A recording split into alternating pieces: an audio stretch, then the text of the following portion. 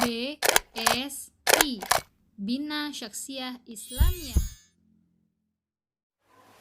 Bismillahirrahmanirrahim. Assalamualaikum warahmatullahi wabarakatuh. Apa kabar teman-teman yang solih dan solihah pada hari ini? Alhamdulillah, luar biasa. Allahu Akbar. Yes. Nah teman-teman, semoga antum semuanya dalam keadaan sehat dan selalu bergembira ya. Hari ini Ustazah sangat bergembira karena akhirnya hari ini kita bisa bercerita sama-sama, bisa bercerita tentang berbagai hal yang sangat menarik. Nah hari ini Ustazah akan bercerita tentang superhero yang menjadi idola kita semua, idola semua manusia di muka bumi ini.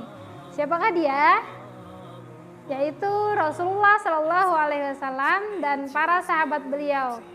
Jadi teman-teman, Rasulullah itu adalah orang yang memiliki akhlak yang mulia, sehingga siapapun ingin bersahabat dengan Rasulullah Shallallahu Alaihi Wasallam. Dan istimewanya teman-teman, ternyata di antara banyaknya sahabat Rasulullah Shallallahu Alaihi Wasallam ada 10 orang yang dikabarkan oleh Rasulullah Shallallahu Alaihi Wasallam kelak akan masuk surga bersama Rasulullah. Masya Allah, luar biasa ya. Pasti ada sesuatu yang istimewa dari para sahabat tersebut. Luar biasa ya. Siapa di sini yang mau masuk surga? Sama, Ustazah juga mau masuk surga. Nah, mudah-mudahan kita nanti kelak bisa masuk surga bersama-sama dengan orang yang kita cintai, bersama-sama dengan Rasulullah SAW dan para sahabatnya ya teman-teman. Amin. Nah teman-teman mau tahu tidak siapa saja sih 10 sahabat yang dikatakan oleh Rasulullah SAW kelak masuk surga? Ini dia. Teman-teman, tahukah kalian bahwa Rasulullah Shallallahu Alaihi Wasallam pernah bersabda, Abu Bakar di surga, Umar di surga, Utsman di surga, Ali di surga, Tolha di surga, Az-Zubair di surga, Abdurrahman bin Auf di surga, Sa'ad di surga, Sa'id di surga, dan Abu Ubaidah ibnul Jarrah di surga. Hadits riwayat Tirmidzi. Nah teman-teman, kita akan mengikuti kisah 10 sahabat yang dijamin masuk surga. Kisah Abu Bakar As-Siddiq radhiyallahu anhu, orang paling dermawan di muka bumi. Abu Bakar bernama asli Abdullah, lahir di Mekah 2 tahun 2 bulan setelah kelahiran Rasulullah Shallallahu Alaihi Wasallam. Ia dipanggil Abu Bakar karena ia sering menjadi pelopor kebaikan.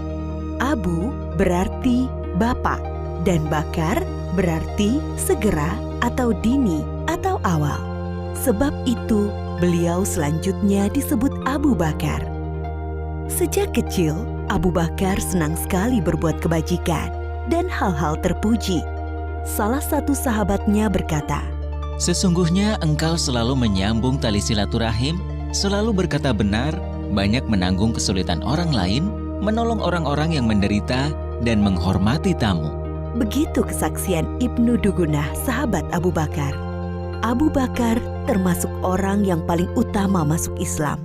Ia adalah sahabat Nabi Muhammad Shallallahu Alaihi Wasallam yang paling setia, mendampingi Rasulullah sejak masuk Islam sampai meninggal. Ketika Nabi Muhammad Shallallahu Alaihi Wasallam berhijrah dari Mekah ke Madinah, Abu Bakarlah yang menemaninya.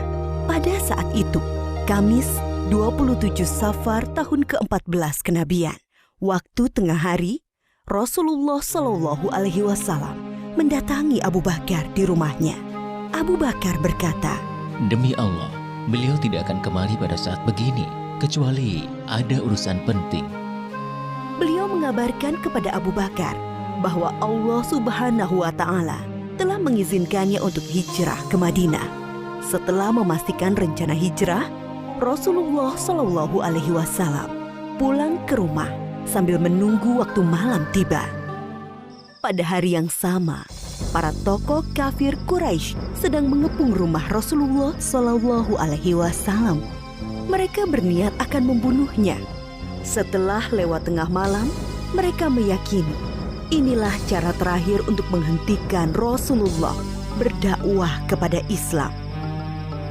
Ketika malam semakin larut, Rasulullah keluar dari rumahnya menuju rumah Abu Bakar tanpa diketahui oleh orang-orang yang memusuhinya. Lalu mereka berdua berusaha keluar dari Mekah sebelum fajar menyingsing. Mereka justru menuju ke arah Yaman, arah selatan Mekah, tidak langsung menuju ke Madinah. Setelah sampai di dekat bukit yang tinggi dan terjal, mereka berdua berencana bersembunyi. Abu Bakar membantu Rasulullah Shallallahu Alaihi Wasallam sambil menggendong naik ke atas bukit. Di depan mulut goa yang dikenal dengan Goa Thur, Abu Bakar berkata, Ya Rasulullah, engkau jangan masuk sebelum aku masuk terlebih dahulu, agar jika ada sesuatu yang berbahaya, akulah yang kena, bukan engkau. Abu Bakar masuk dan membersihkan goa. Ia memeriksa dinding-dinding goa. Lalu Abu Bakar menyobek kain yang dipakainya untuk menyumbat lubang-lubang yang ada di dinding goa. Setelah itu ia berkata, Silahkan masuk ya Rasulullah. Rasulullah masuk ke dalam goa, lalu menyandarkan kepalanya ke sebuah batu dan memejamkan mata. Abu Bakar menjaganya. Tiba-tiba kaki Abu Bakar disengat oleh binatang berbisa dari balik lubang yang disumbatnya. Ia berusaha tidak bergerak sambil menahan rasa sakitnya karena khawatir akan membangunkan Rasulullah. Namun rasa nyeri yang sangat membuat air mata Abu Bakar menetes dan mengenai wajah Rasulullah Shallallahu Alaihi Wasallam. Rasulullah terbangun dan bertanya, "Apa yang terjadi, wahai Abu Bakar?" Aku disengat binatang berbisa, wahai Rasulullah. Lalu Rasulullah meludahi luka Abu Bakar dan rasa nyeri hilang seketika. Abu Bakar mendampingi Rasulullah Shallallahu Alaihi Wasallam dalam hijrah ke Madinah selama 10 hari, 3 hari di Gua Sur dan 7 hari di perjalanan ke Yatsrib, Madinah. Sampai mereka tiba di Madinah dengan selamat pada hari Senin 8 Rabiul Awal tahun 14 kenabian. Abu Bakar seorang yang pemberani. Ali bin Abi Thalib berkata, Ketika perang Badar, kami mendirikan tenda untuk Rasulullah Shallallahu Alaihi Wasallam. Lalu kami bertanya, siapa yang bersedia mendampingi Rasulullah Shallallahu Alaihi Wasallam agar tidak ada musuh yang bisa mendekatinya?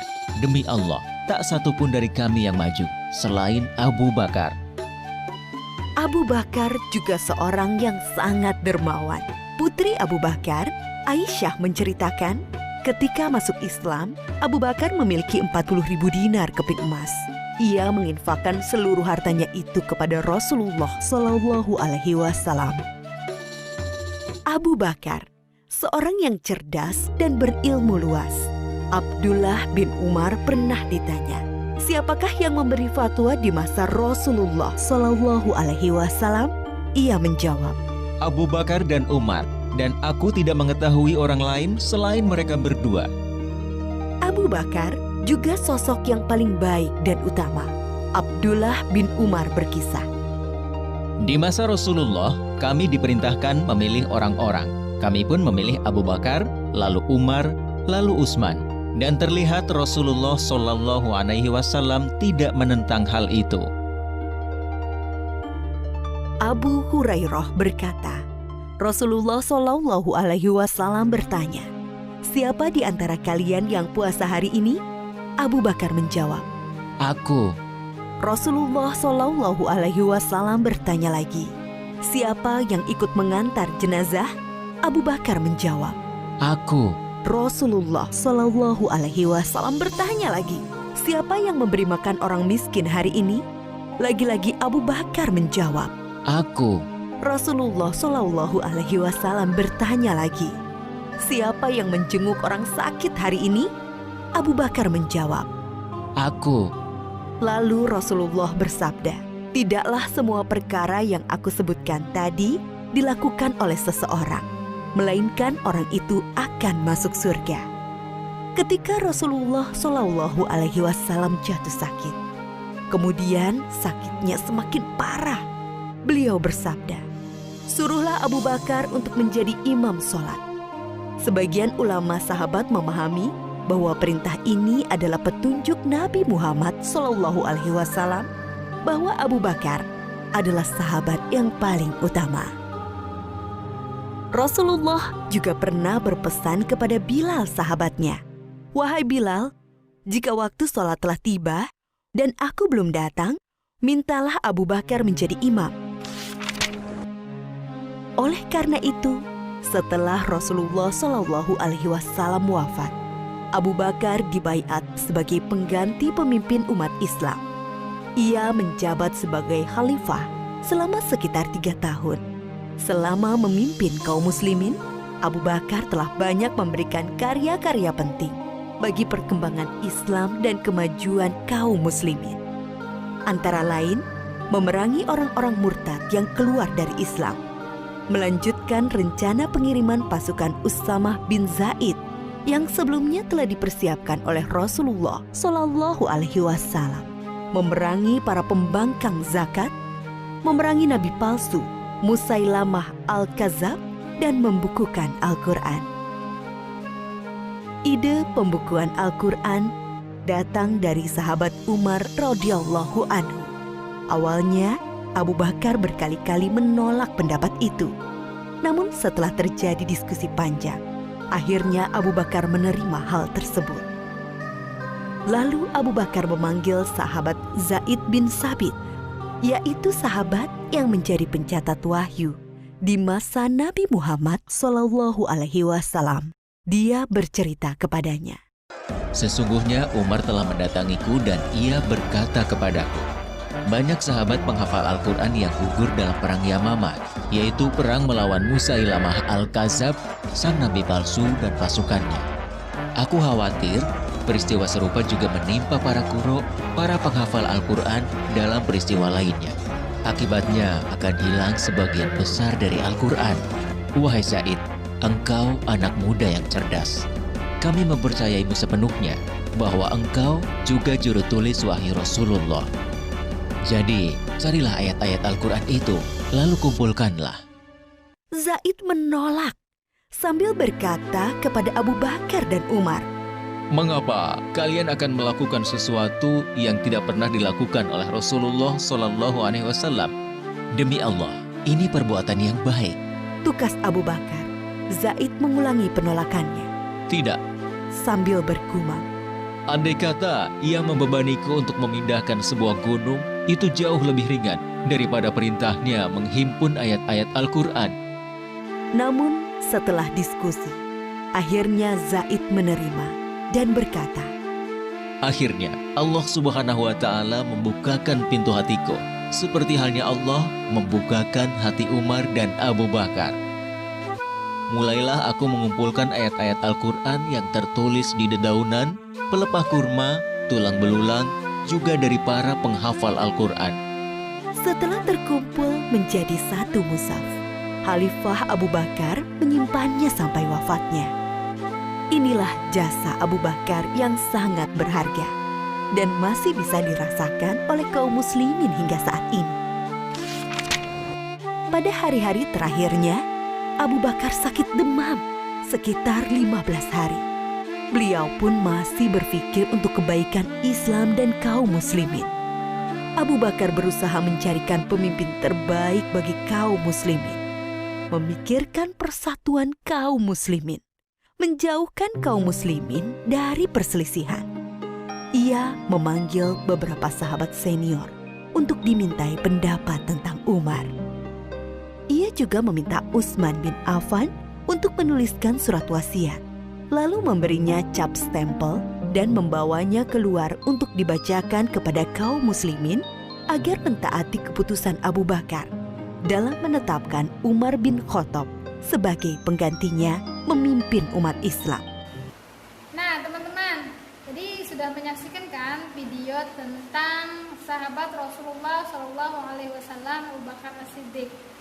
Nah, ada banyak hal yang bisa kita teladani dari sosok beliau, yaitu yang pertama, beliau adalah sahabat yang sangat setia kepada baginda Rasulullah Shallallahu Alaihi Wasallam.